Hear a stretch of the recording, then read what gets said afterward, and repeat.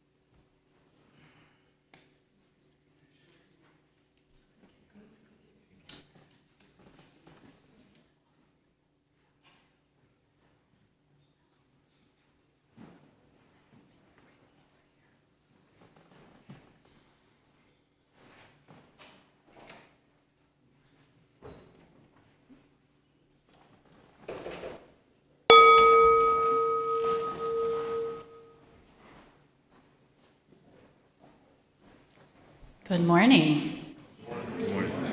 An autumn hush has fallen over the sanctuary. Welcome to worship with the community of the First Unitarian Church of Omaha. I'm Reverend Shari Woodbury, the church's settled minister. Whether you're attending online or in person, I'm glad you have chosen to join us this morning for worship. Worship, which from the Latin means to remember that which is of worth. Thus we gather together in community weekly to reground ourselves in our highest values. A special welcome to visitors. This congregation is a community of all ages and abilities. It is a community with a rainbow of gender and sexual identities. It is a community of diverse cultural and class backgrounds. We draw from many sources of inspiration and share common liberal religious values. Whoever you may be, we welcome you to bring your whole self into this community. If you are joining us online, I encourage you to create a YouTube account and to sign in when you participate that way. This will allow you to take part in the comments for joys and concerns and give a shout out to the musicians if you like, otherwise participate actively in the service. You can also subscribe to our channel and share videos you like with others. For those here in person, you are invited to go downstairs to the common room after the service for coffee and conversation. That's out the back doors and down and around, or this way. Either way, I'll get you downstairs to the common room in the basement. I have several announcements to share. First, sharing circles are gearing up for the year. There's a drop-in session that'll be held on the second Sunday of each month after worship. No preparation or registration is required, and you don't have to come every time. A more in-depth sharing circle will be held on the fourth Sunday of each month, which is intended for folks who want to be more regular and maybe even do a little homework. The groups will explore monthly topics that tie into our play and purpose theme for this church year, drawing on materials from the Soul Matters program. October's theme for these groups will actually be play. Childcare will be available if there's a demand for it. For more details, please see the special e-blast that went out last week. You can also find a sharing circle page on our website in the learning section, or talk to Mike McAtee or Neva Kozine. And I see Neva here today. Give a little wave, Neva. Okay. Secondly, our Halloween Heart and Hand auction is only 4 weeks away. This will be a week-long online auction, October 20th through 27th, ending with a Halloween-themed party that Friday. The auction is a great chance to combine play and purpose. And generous donors sell seats to a social event or share skills or interesting stuff, with all funds going to the church. So right now our auction organizers are trying to rustle up donations of goods, services, gatherings, things like that. Small to large, everyone has something to share. There's an orange auction flyer around the church, which you can pick up. And you can stop by the auction table during the coffee hour or go online to the auction website. And thank you to those who were already submitting wonderful items for this fundraiser. And the last message comes from our multimedia team. That's Gary Aminitov, Mary Sedlacek, and Bob Bosco, a different group than our Sunday morning techies. They write, "We have some joyful news to share with you. After literally years of planning, discussion, and congregational input, we are on the verge of installing what we're calling our Big UU screen. This multimedia project started with information gathering, including a survey of all members.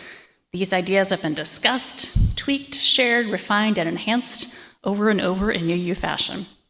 The Big UU screen, this team tells us, will enable us to improve the multimedia in our sanctuary, make activities easier for all ages to see during services, so even the adults will be able to see the children's story, and support worship using different senses. It'll help involve a younger demographic through technology, enhance rites of passage like weddings and memorials, and will be easier for volunteers to use. Other multimedia updates where we're already enjoying are thanks to the generosity of Steve Raybine's family, and now the board has approved the Big UU Screen project. And thanks to a bequest we received recently, its funding is secure. So we anticipate that this Big UU screen will be installed around Thanksgiving. You can watch your e-news for more on this exciting project. Thank you to our multimedia team for the, again, years of work that has gone into led up to this moment. To learn what else is going on around here, including activities you might want to take part in, you can use the QR code or links in your program, or grab a printed e-news in the foyer. Our church occupies the traditional treaty lands of the Omaha and Otoe-Missouri tribal nations, whose sovereignty existed long before the state of Nebraska. We'd also like to express our respect to the Ponca tribe, the Winnebago tribe, and the Santee Sioux tribe, all of Nebraska, as well as other tribes represented in the Omaha area. At First Unitarian, we invite all to join us to let land acknowledgements be just a beginning as we educate ourselves and support causes, charities, and rights of Indigenous peoples in our area. And now we welcome back the Offbeats after a summer break with special gifts of music.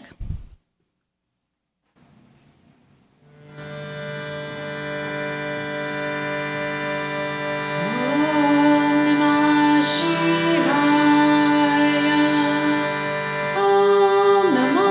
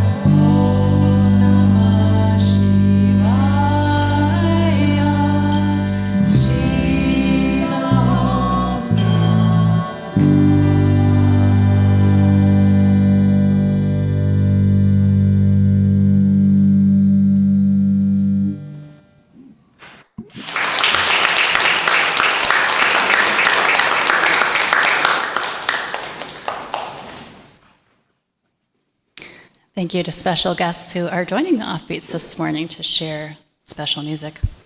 This time I invite forward Steph Lewis and DJ and Robbie Rodriguez to light the flaming chalice.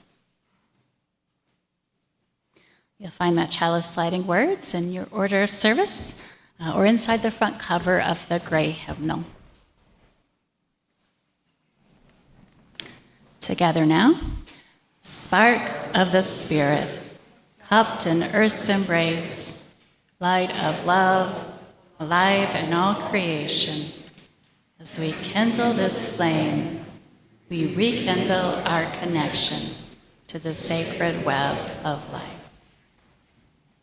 Thank you.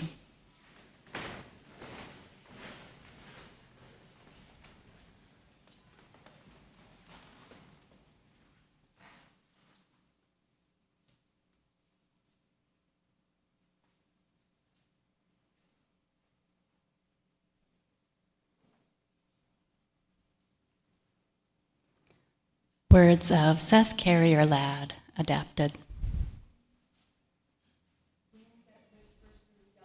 Trees, Sun that sustains us, water that washes over willing earth and weathered stones, a smile shared and savored, a child's squeal of delight as she dances in the goldenrod and asters.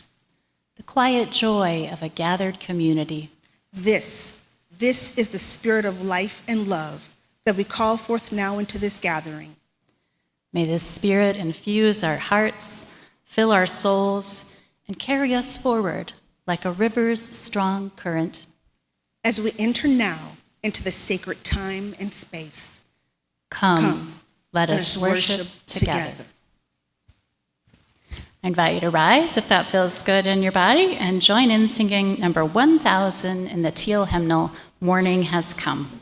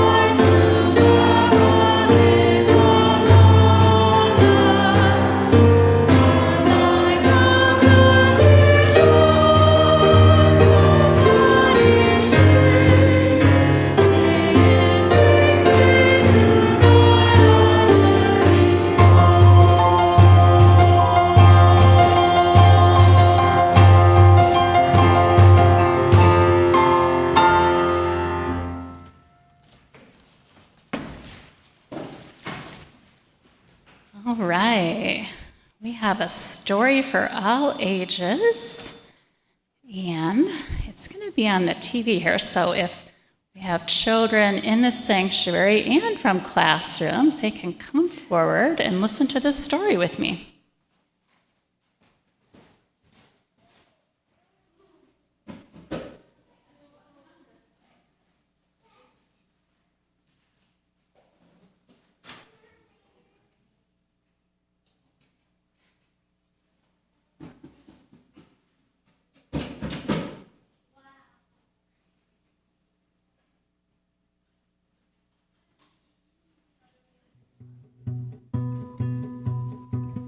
What If?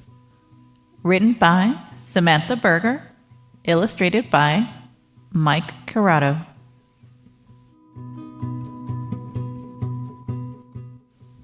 With a pencil and paper, I write and draw art to create many stories that come from my heart.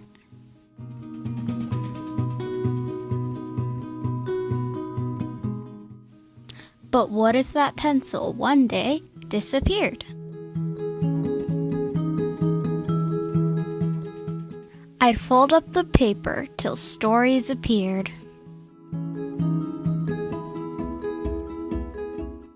And what if that paper was no longer there? I'd chisel the table and then carve the chair.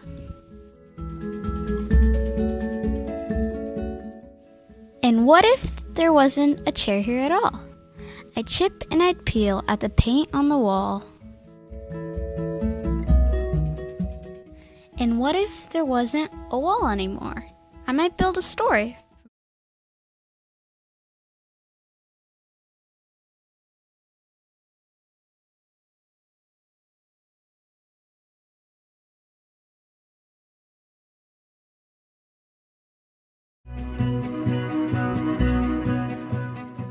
I could still shape the leaves.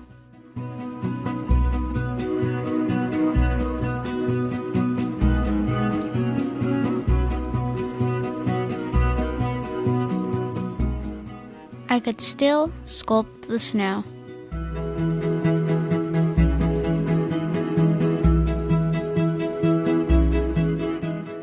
I could still plant the flowers and make kingdoms grow.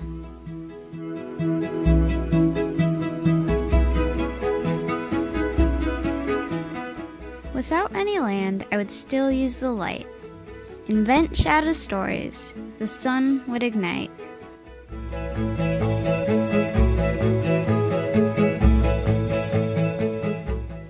If there was no light, I would still use my voice to sing out my stories, to chant and rejoice.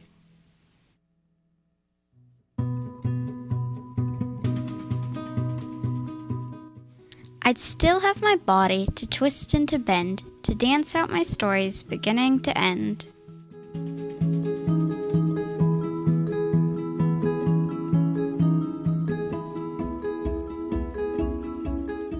If I had nothing, but still had my mind,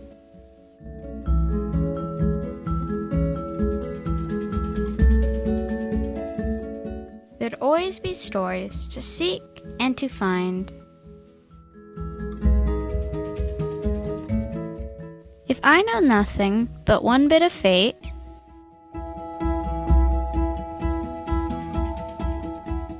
as long as I live, I will always create.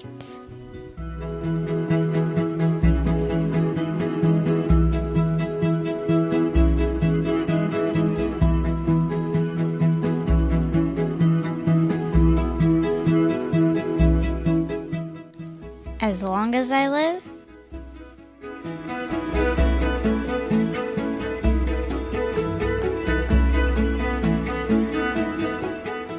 I will always create.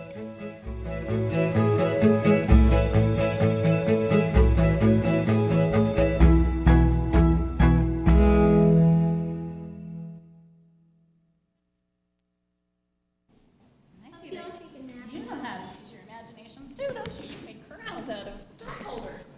All right, let's sing that page.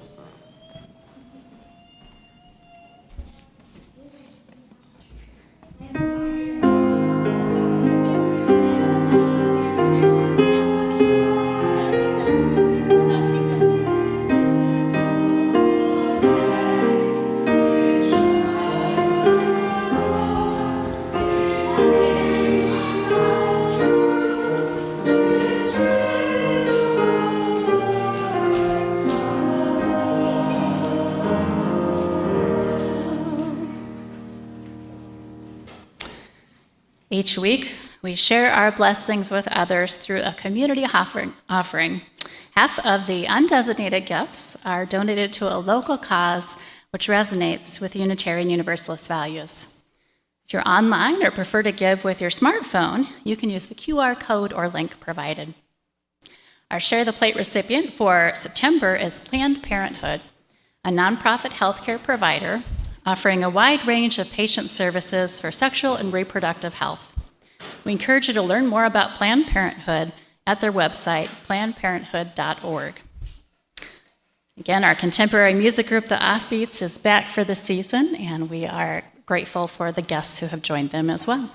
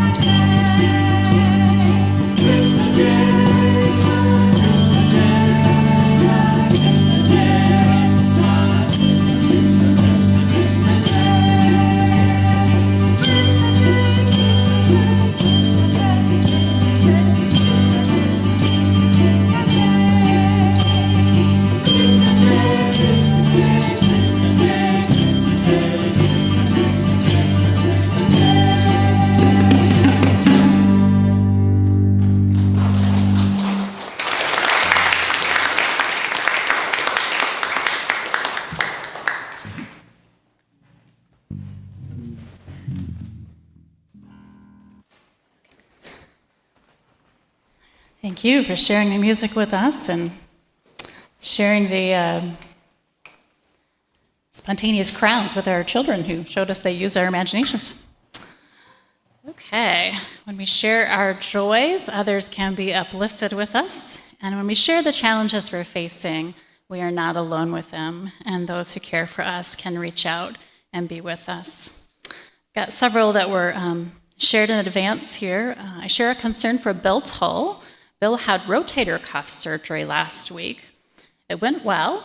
He said he'll take all the healing wishes and energy that we'd like to send as he recovers. We'll include Bill's address in the Joys and Concerns e-blast in case anyone wants to send a card. Let's also send our care to Jessica Eamon. Her grandmother passed away last Sunday, September 17th, after a week in hospice surrounded by family and loved ones.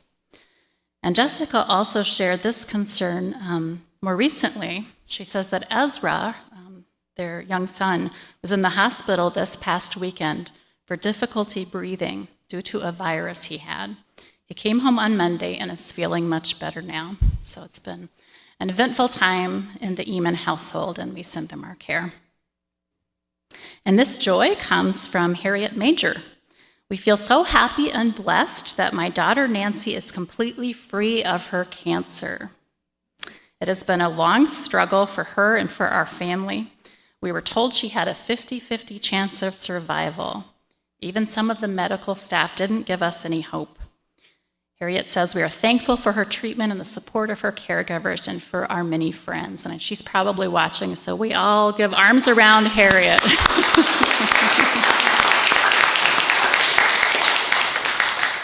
Let's see, one more that was shared in advance here from Kai and Tila. Tila will be induced on Sunday, September 24th. That's today. We're anxious, anticipating our little girl's arrival, and would appreciate any thoughts, prayers, and positive energy sent to Mama and Baby. They look forward to sharing the birth announcement with their wonderful first UU family soon. So sending good energy to Tila for a wonderful birth experience, and welcome to this new baby. Let's see. Others here. A great big thank you to Mary Kay Peters for stepping up and stepping in to help with our YRUU sleepover, one of our non-parents, non-youth advisors who helped make our youth sleepover possible this weekend. Thank you, Mary Kay. And Nellie Chenoweth, last week a beloved coworker was struck by lightning while biking with friends, currently stable, but outlook is bleak. So sorry, Nellie. So hold Nellie's friend in our care, too. Hattie shares... Oh, no, this is just a communication card. Let's see. Other joys and concerns. Douglas is grateful for the many guests and visitors today. Me too. Okay. Oh, yes, online. Come forward. Late breaking news on the baby.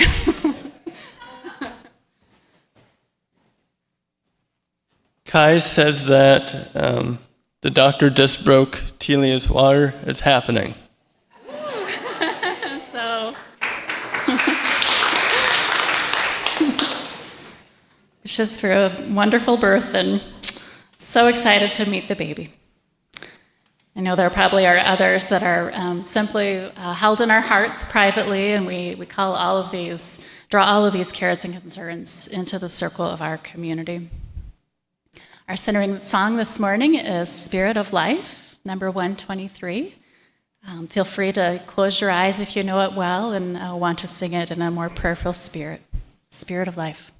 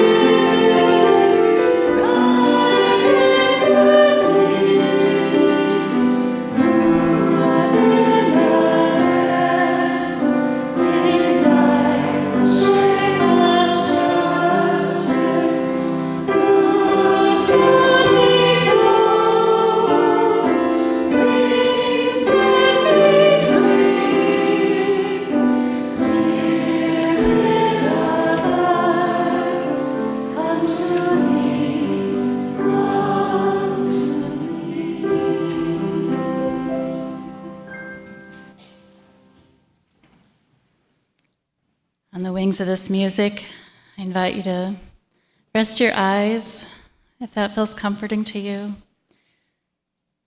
might want to check your posture. Perhaps rest your hands comfortably in your lap. And invite your lungs and your whole torso and body to breathe deeply. You are in safe community here.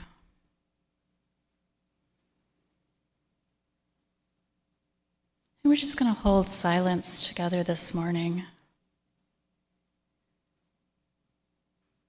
And I invite you to notice, even in the silence and the stillness, what is going on. There might be feelings or bodily sensations or sounds arising within yourself. There might be sounds coming from inside the sanctuary or outside or near you in your home where you're listening. And the silence that will hold until I ring the bell. Just be present and listen. That is my invitation.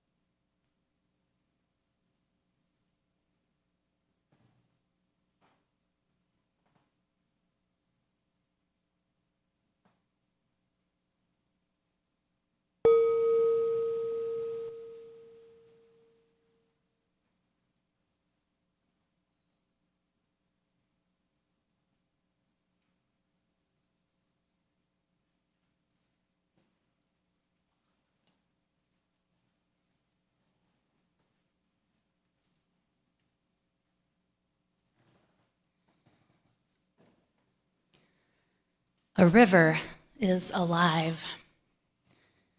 I walked along the Missouri recently. Return to the scene with me.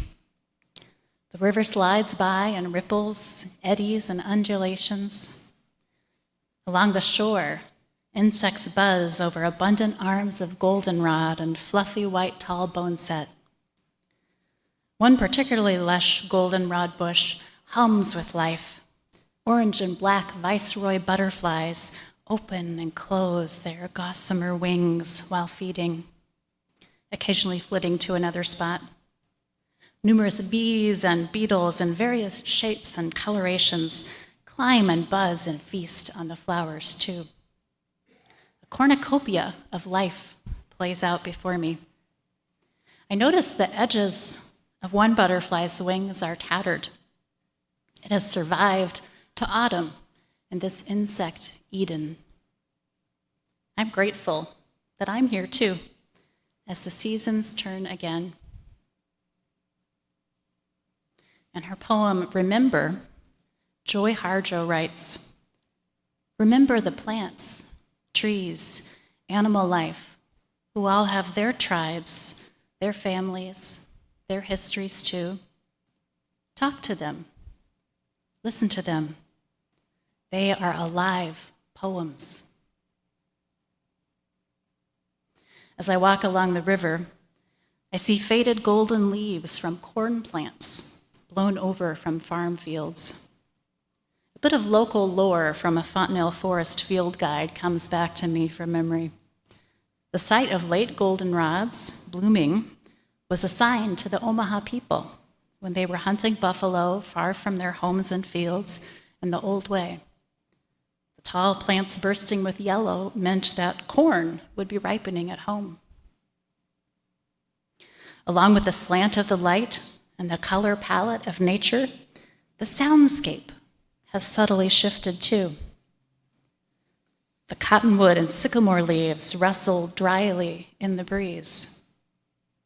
Plants that were once green, like the lantern-shaped husks of ground cherries, now make papery sounds in the wind.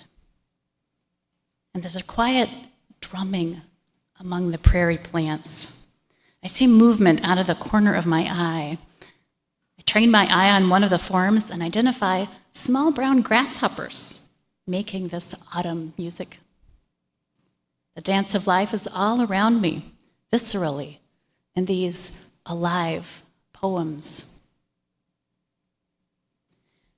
Nature provides so many examples of the unfolding processes of life in which the only constant is change of one kind or another. Today, I begin an exploration of this cosmic dance from the point of view of process thought.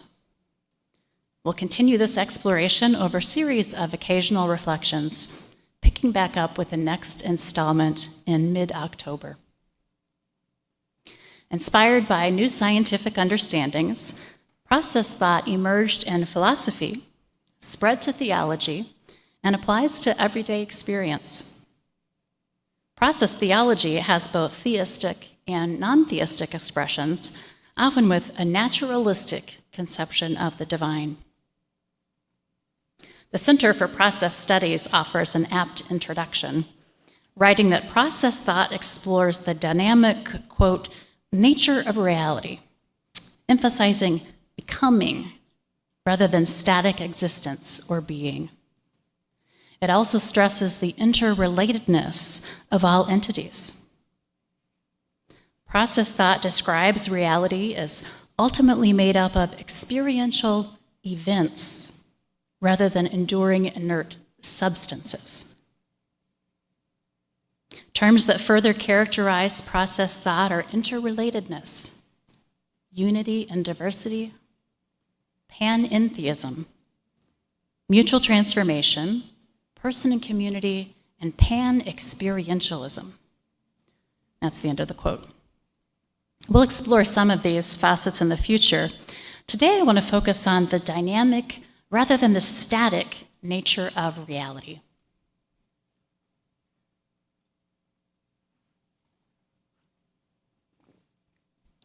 The idea of reality as made up of processes. This is not unique to the relatively recent fields of process metaphysics, philosophy, or theology that took shape in the 20th century. I think back to when I began studying world religions as a college student and was drawn to the Tao Te Ching with its frequent use of water imagery. There was something that rang true in my own experience in that.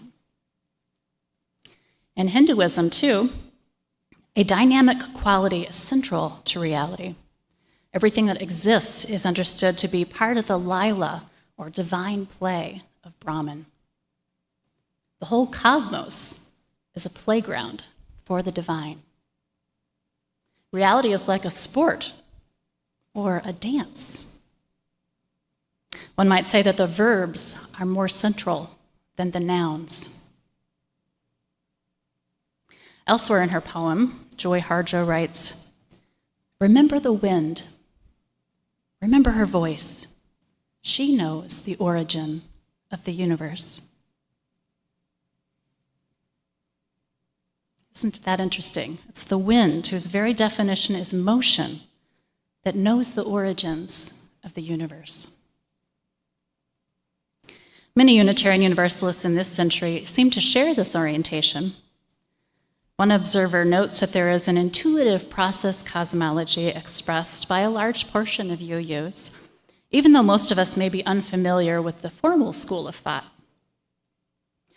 Now, ideas similar to those found in process philosophy can be found in many cultures, including indigenous traditions. It's probably no coincidence that Joy Harjo, the poet, is a member of the Muskogee Nation.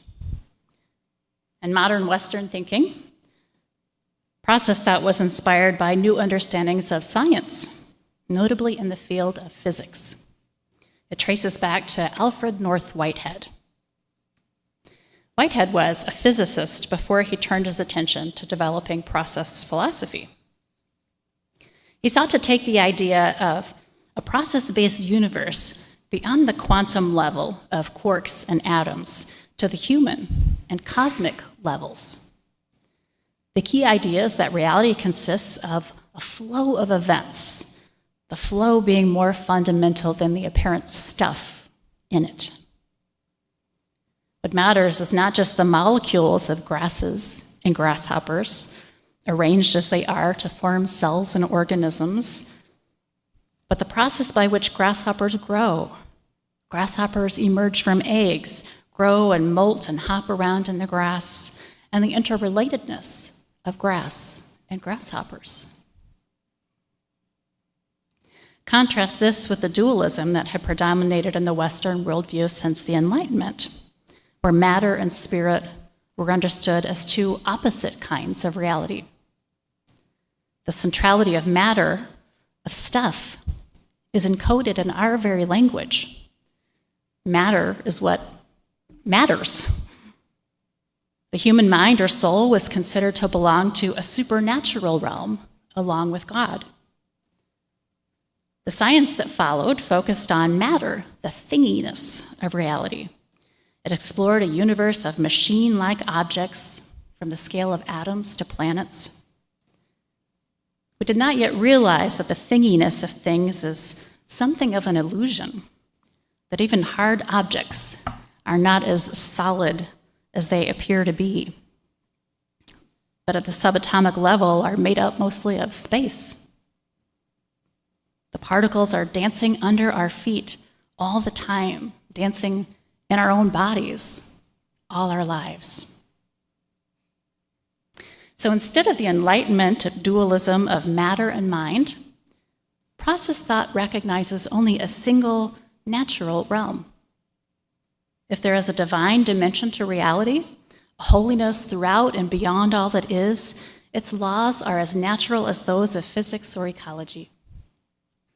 And process theology sees everything in the universe as dynamic rather than mechanistic.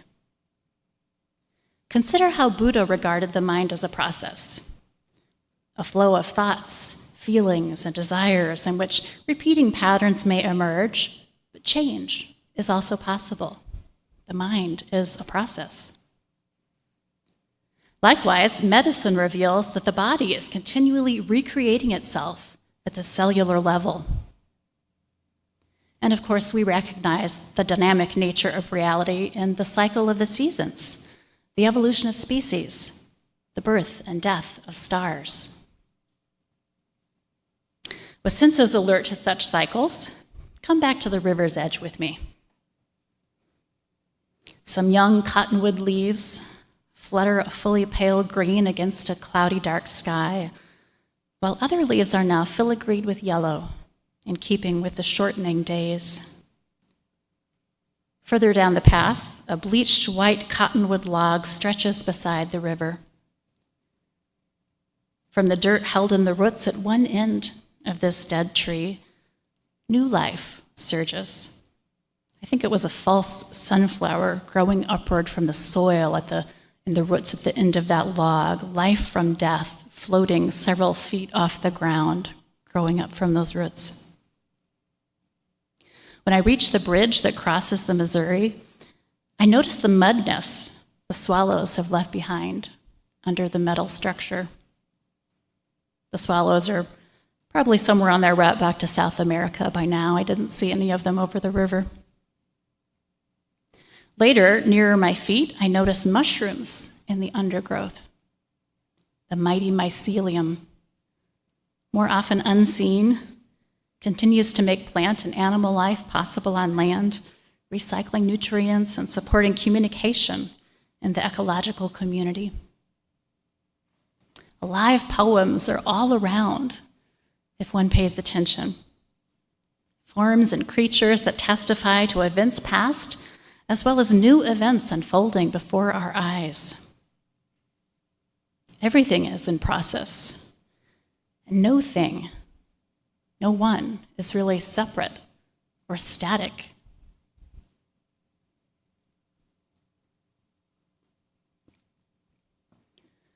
Migration patterns and life cycles show this too. So do the processes that unfold over longer arcs of time. On its own, a river like the Missouri naturally meanders, ebbs and flows, creating fertile soil and floodplains and rich ecological zones for plants and animal life. We've changed things a bit with dams, but the river's snake-like movement over time creates oxbow lakes, like Carter Lake. Now pull back to a geological timescale. Silt and fine dust left behind from the meltwater of glaciers blows in and settles near the river valley, creating the rare landform of the Les Hills, one of two like it in the world, as I recall. Everywhere you look, the processes put in motion by water, fire, wind, and adaptation are just as tangible as hard rocks and towering trees. Meanwhile, out in the vast cosmos, events unfold at an even grander scale. Supernovas explode, black holes evaporate, and the starry river of our Milky Way ebbs and flows in its own celestial dance, our blue dot, a part of it all. The idea that life is a process, a series of overlapping, never-ending, interacting processes, that reality is dynamic and ever-changing. This may sound like something of a no-brainer when you look around at nature this way, with the eyes of a poet or a scientist. But recall how one of the seminal scientific ideas about change, the evolution of species, was so controversial when introduced. Darwin's theory bucked the prevailing idea of creation as unchanging and eternal in some big picture sense. And there's yet more. The aliveness of alive poems all around us is not just in their dynamic movement, it's also in the experiences that entities feel. For in process thought, while material substances lose their place as the basic concept describing reality, what instead explains our dynamics, our dynamic world, are feelings. Feelings. Reality is made up of droplets of feelings, this is what Whitehead said, experienced by various individuals, droplets of feelings. Now, I'm aware of my audience. Unitarians have not always been known as an emotional people. No laugh for that? Oh, come on. So let's unpack this a bit. The Enlightenment, or Age of Reason, which influenced our tradition and still has left a strong imprint on it, emphasized the power of rationality. And notably, Alfred North Whitehead, the physicist turned philosopher who was the founder of process thought, he believed the case for rationality was overstated. Not that it isn't important, just that it was overstated. Whitehead observed that people, quoting here, are only intermittently rational. Instead of thought, Whitehead saw emotion and purpose as central to experience. And this is how theologian Robert Mesley depicts it, which I find helpful. He writes, "The flow of felt emotion is the great ocean on which the thin layer of rationality precariously floats." Let me say that again. The flow of felt emotion is the great ocean on which the thin layer of rationality precariously floats. Feelings are more often in the driver's seat, which I guess is how we come to rationalize our behavior, right? A reason does play an important role, of course. We use it to make sense of what we experience, to infer cause and effect in events, for example. But perhaps Descartes had it wrong when he said, "I think, therefore I am." Thinking is not what makes up the bulk of even human experience. Our droplets of experience are filled with feelings and purpose. Moreover, this is where it gets really trippy. Whitehead was describing experience at all levels of reality. In this view, electrons and protons are not best understood as tiny billiard balls, as objects that knock into each other, but rather as bundles of experience.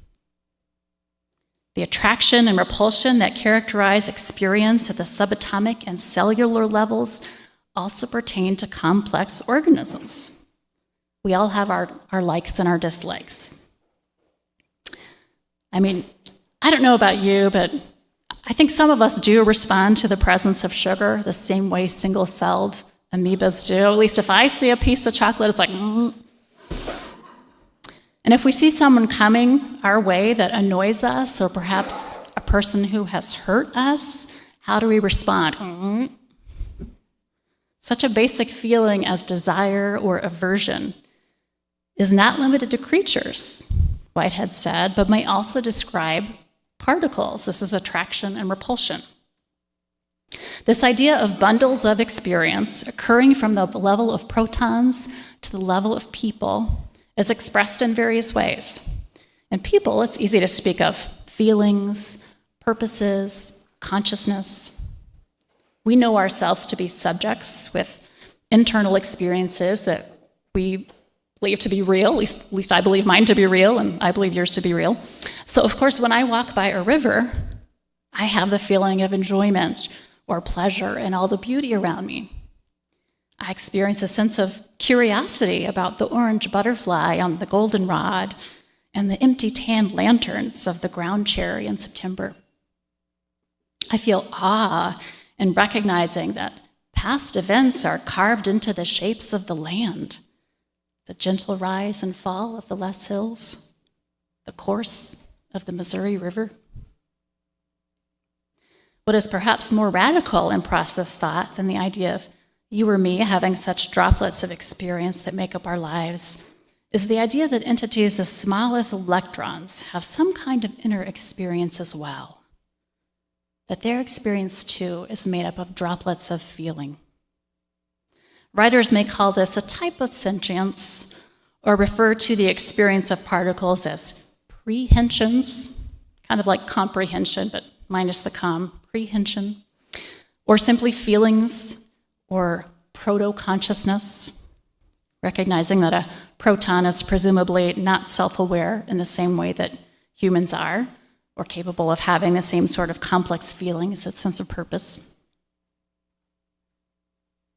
When I stood there on that riverbank or walked near it, the riverbank in that moment reverberated with the droplets of enjoyment, curiosity, and awe within me, and with whatever droplets of feeling the birds and insects were experiencing. And yes, even the attraction and repulsion occurring inside millions of particles in the river channel and the meadow and the hills beyond. Talk about an alive poem. Now, this is what really made process thought click for biologist Charles Birch when he encountered this way of understanding reality. Instead of regarding his own mind, sense of purpose, and feelings as epiphenomena, as some mysterious side effect of the way a mechanical brain works, the ghost in the machine, if you've heard that phrase, which is how mainstream biology has long seen it, this biologist, Charles Birch, liked that process thought recognizes these droplets of feeling as fundamental. And it took yet one more step that connected for Birch. He experienced a sense of kinship with the life forms that he studied as a biologist. He had a recognition that other animals are sentient beings, too. Indeed, he felt that the whole world is more like a life than like a machine. And that makes perfect sense in process thought. From a process perspective, sentience is not a problem to explain, as it is within a mechanistic worldview. It's the very nature, not only of human life, but of reality. Well, I look forward to exploring other facets of process thought with you in future parts of this occasional series. the dynamic nature of life, full of unfolding events, and individuals at various scales having droplets of experience. This is just the beginning of our adventure into process thought. I return once more to Joy Harjo. These are the closing words of her poem, Remember, and they sum up well the dynamic way that process thought understands reality. Remember that all is in motion, is growing, is you. Remember the dance that life is. Let us marvel at the mystery of life. Let us remember our connection to all beings and happenings. Let us revel in every droplet of experience in the continuing cosmic dance. May it be so. Amen. I invite you to rise if you like and join in our closing hymn, number 311, Let It Be a Dance.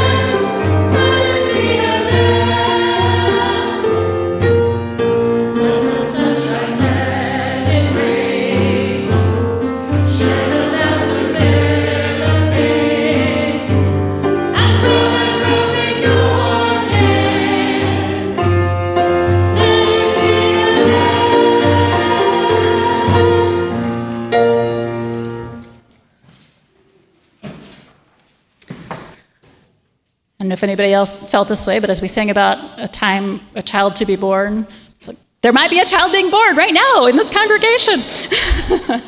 Hello, baby Tolbert. Let the dance continue through the good times and the bad times too. Let it be a dance. life ever unfolding, ever creative. So it is. May we embrace it and enjoy the ride. To our musician guests, Mark and Joyce Gutierrez, for being here today to do these bhajans. And this was really easy. The words are Hari Bol, so you can join in if you feel so moved.